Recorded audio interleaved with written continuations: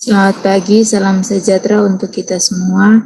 Perkenalkan, saya mahasiswa arsitektur ini atas nama Intan Sulistika BI, NIM 22120080. Saya akan mempresentasikan perkembangan tugas besar utilitas tentang plumbing.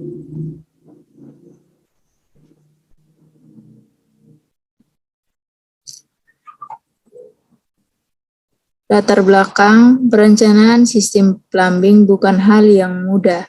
Dibutuhkan pengalaman yang cukup untuk merencanakan suatu sistem yang baik. Hal ini, sistem plumbing memberi andal yang cukup penting dalam menjaga kesehatan lingkungan, baik untuk gedung itu sendiri maupun lingkungan sekitar. Pada instalasi plumbing, sering ditemukan tekanan air yang kurang sehingga debit yang kecil, terutama pada instalasi teratas dari bangunan, dikarenakan tekanan air bersih yang digunakan di bawah minimal yang dipersyaratkan. Ada banyak permasalahan pada sistem plumbing pada gedung tinggi jika tidak digunakan standar sistem plumbing yang terjadi pada umumnya.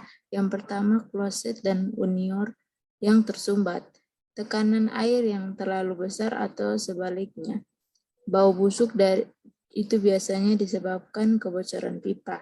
Solusi ramah lingkungan sekitar bangunan tersebut. Ini adalah contoh instalasi plumbing perpipaan pada gedung. Tujuan dan sarana. Tujuannya untuk lebih baik lagi dalam merancang sistem plumbing dan memberi layanan air bersih pada gedung dengan baik dan benar sesuai standar. Contohnya sistem perpipaan pada gambar di samping ini. Sarana dalam perencanaan sistem plumbing yang baik dan benar sehingga air bersih, air kotor, dan air hujan bisa tersalur pada tempatnya masing-masing. Ruang lingkup pada penelitian ini dibatasi pada jaringan utilitas khususnya sistem plumbing. Ini adalah contoh penyaluran air bersih pada gedung tinggi. Tujuan teori sistem plumbing air bersih. Air bersih adalah air yang memenuhi persyaratan bagi sistem penyediaan air, di mana persyaratan yang dimaksud adalah persyaratan segi kualitas air yang meliputi kualitas fisik, kimia, biologis, dan radiologis, sehingga apabila dikonsumsi tidak menimbulkan efek samping, sehingga persyaratan kuantitatif dalam penyediaan air bersih adalah ditinjau dari segi banyaknya air baku yang tersedia. Sistem penyediaan air bersih yang banyak digunakan sekarang ini dapat dikelompokkan menjadi dua, yaitu sistem sambungan langsung atau sistem tangki atap. Contoh sistem sambungan langsung seperti ini.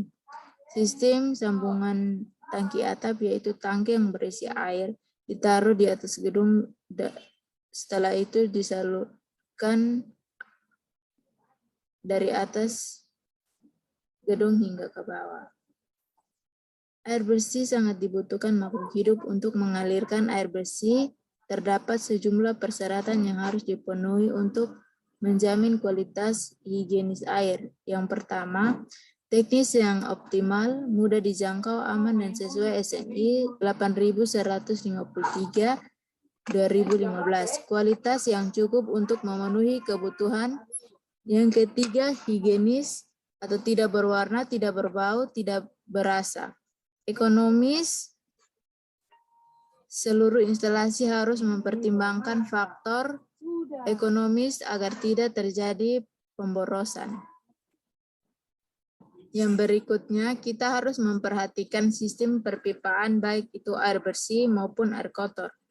Ada contoh bangunan tinggi di mana kita akan melihat bagaimana sistem perpipaan, apakah sudah memenuhi persyaratan atau belum. Seperti gambar di samping ini. Ini presentasi saya. Saya minta maaf jika ada kata-kata yang menyinggung perasaan Bapak atau Ibu dosen dan teman-teman. Saya mengucapkan terima kasih.